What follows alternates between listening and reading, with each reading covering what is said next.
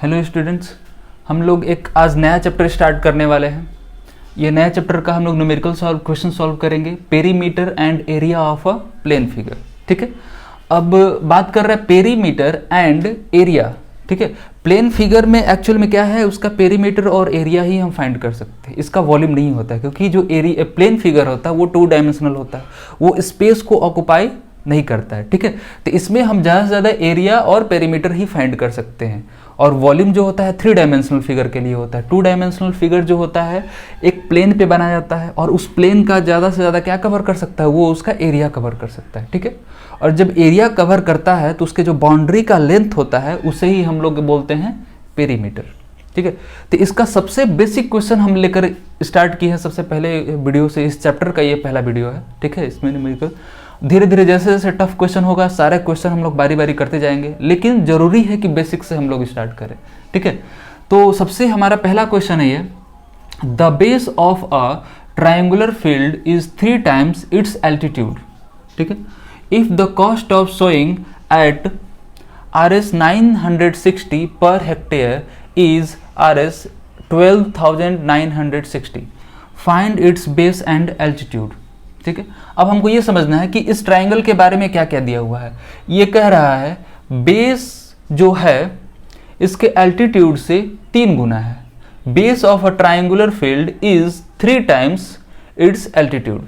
ठीक है, यानी कि ना बेस दिया है ना एल्टीट्यूड दिया है, लेकिन उन दोनों का रिलेशन दिया आपस में कि यानी दोनों एक दूसरे से कैसे रिलेटेड है। यही ऐसे ही रिलेटेड है कि जो बेस है एल्टीट्यूड का 3 गुना है। ठीक है, अब आगे क्या दिया हुआ है, the cost of sowing at R S this. ठीक है, ये नहीं कि ये क्या है, रेट है और ये टोटल कॉस्ट है। 12,960 क्या है, टोटल कॉस्ट है।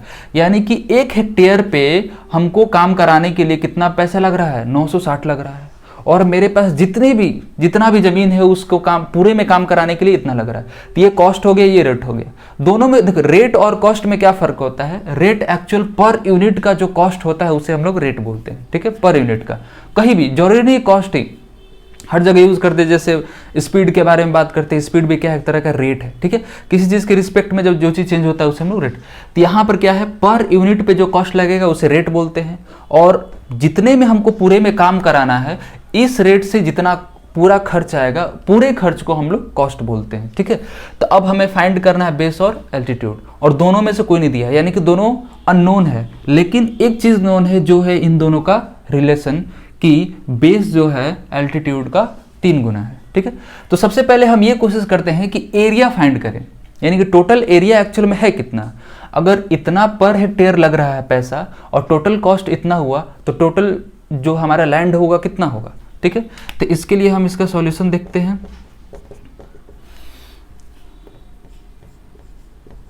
Total area of land. ठीक है, ये क्या होगा, टोटल कॉस्ट हमारा जो लगा है। ठीक है, cost of sowing by rate of sowing. ठीक है, कॉस्ट क्या है, टोटल कॉस्ट हमारा लगा है 12,960। ठीक है, और रेट है 960। अब इसको हम डिवाइड करेंगे, 0 0 कैंसिल हो जाएगा और इसको डिवाइड करने पे हमारा आएगा 13.5 हेक्टेयर। ठीक है, क्योंकि रेट जो है हेक्टेयर में दिया हुआ है, जब डिवाइड करेंगे तो हमारा जो जमीन आएगा, एरिया ऑफ लैंड आएगा, वो भी क्या होगा, हेक्टेयर में ही आएगा। ठीक है, लेकिन हम तो सारा कैलकुलेशन मीटर में करते हैं, तो हेक्टेयर का मीटर से जब हमको कन्वर्जन करना होगा तो उसका क्या रिलेशन होता है। इसका रिलेशन ये होता है कि 1 hectare is equal to 10,000 metre square. ठीक है, तो हमारा टोटल लैंड जो होगा मीटर स्क्वायर में कितना होगा, 13.5 इंटू 10,000। ठीक है, तो हमें कितना मिलेगा, 135,000। ठीक है, इतना मीटर स्क्वायर, यानी कि इतना टोटल एरिया है ट्रायंगुलर फील्ड का। एक्चुअल में ट्रायंगुलर फील्ड कुछ ऐसा हम मान सकते हैं। ठीक है, इसमें कोई दिक्कत नहीं है। और वो बात अलग है कि ज़्यादातर हम लोग को ट्रायंगुलर फील्ड देखने को नहीं मिलता है। ठीक है, लेकिन क्वेश्चन में ऐसा दिया है तो इसको हमको ऐसे ही सॉल्व करना पड़ेगा। तो ये हमारा बेस हो गया। ठीक है, और ये क्या हो गया, एल्टीट्यूड हो गया, या फिर इसको हम लोग हाइट भी बोलते हैं और इसको बेस बोलते हैं। तो एक्चुअल में रिलेशन ये है कि हम यहाँ लिख सकते हैं अकॉर्डिंग टू क्वेश्चन हमें क्या दिया हुआ है कि base is equal to 3 times of height, 3 times of height. ठीक है, तो हम मान लेते हैं यहाँ पे कि जो बेस है, लेट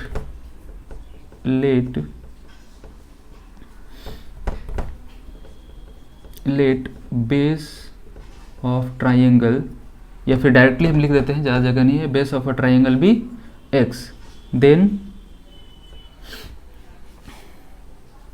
पहले हाइट ले लेते हैं। ठीक है, हाइट, क्योंकि इसका 3 गुना हो रहा है ना, तो हाइट ही हम ले लेते हैं। Let height of a triangle be x, then base will B,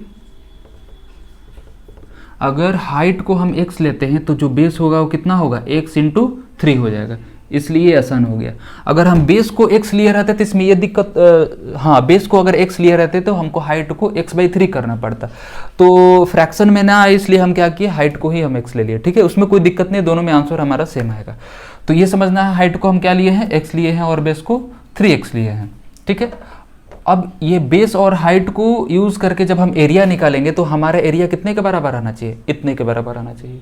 ठीक है, अब इससे हमको क्या फायदा मिला, रिलेशन होने से क्या फायदा होता है कि अगर हमको रिलेशन नहीं होता और इसको हम x ले लिए होते, ठीक है, मेरे पास अगर रिलेशन नहीं होता तो हम इसको x मानते और दूसरे वाले को हमको y लेना पड़ता, क्योंकि इन दोनों को रिलेशन नहीं है।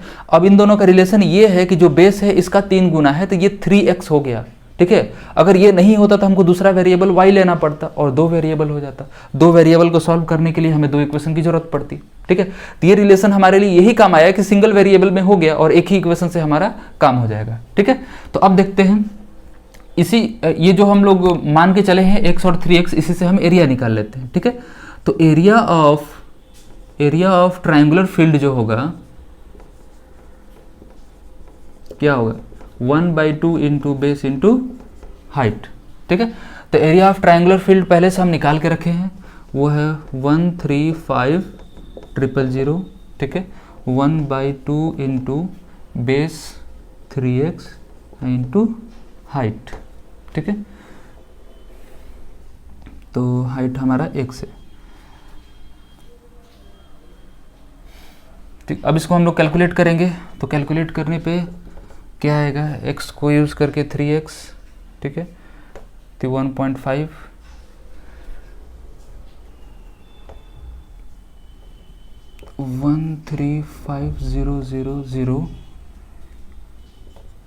इसको 2 को हम इधर ले आकर मल्टीप्लाई करते हैं, तो इसको पहले इंटू 2 कर देते हैं यहाँ पे। ठीक है, into 2 is equal to 3x square. ठीक है, 2 इधर आकर मल्टीप्लाई हुआ और ये इससे मल्टीप्लाई हुआ तो 3x स्क्वायर हो गया। ठीक है, तो x square is equal to क्या आएगा हमारा, x square is equal to 135,000 into 2 divided by 3। ठीक है, जब इसको हम 3 से डिवाइड करेंगे तो 3 से डिवाइड करने पे ये कितना आएगा, 4 टाइम्स में और ये 5 टाइम्स में, 0 0 0, तो ये कितना आ गया, 45,000 आ गया। 45,000 को हम डिवाइड करेंगे 2 से तो कितना आएगा, 90,000। ठीक है, यानी कि हमारा x स्क्वायर का वैल्यू कितना आ रहा है, 90,000 आ रहा है। अब इसको आगे सॉल्व करते हैं, वहाँ जगह नहीं है, हम यहाँ इसको बना देते हैं। ठीक है, इसको मिटा दे रहे हैं, यहाँ बना दे रहे हैं। ठीक है, तो x स्क्वायर का वैल्यू 90,000 आया, तो x इज इक्वल टू क्या हो जाएगा, √90,000।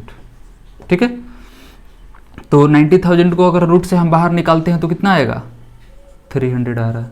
ठीक है, तो x का वैल्यू जो 300 है वो क्या है, हाइट है, क्योंकि x को ही हम हाइट लिए थे। ठीक है, अगर यहाँ से हमको बेस निकालना है तो बेस निकालने के लिए हम क्या करेंगे, 3 को मल्टीप्लाई करेंगे x से, और x का हमारा वैल्यू कितना है, 300 है। ठीक है, तो कितना आ गया, 900। ठीक है, ये सारे जो वैल्यूज होंगे वो किस में आएंगे, मीटर में। ठीक है, क्योंकि ये मीटर में ही हम लोग कैलकुलेशन किए हैं तो हमारा वैल्यू भी वो मीटर में आएगा। ठीक है, तो ये छोटा सा क्वेश्चन था। ठीक है, लेकिन इसमें इतना कोई कॉम्प्लिकेटेड चीज़ नहीं था, फिर भी हमको समझने के लिए सबसे बेसिक वाला क्वेश्चन पहले हम लोग को सॉल्व करना पड़ता है, धीरे धीरे हम लोग क्वेश्चन को लेवल को उठाएंगे। ठीक है, अब अगला क्वेश्चन हम लोग अगले वीडियो में कवर करेंगे। ठीक है, आज के लिए इतना ही।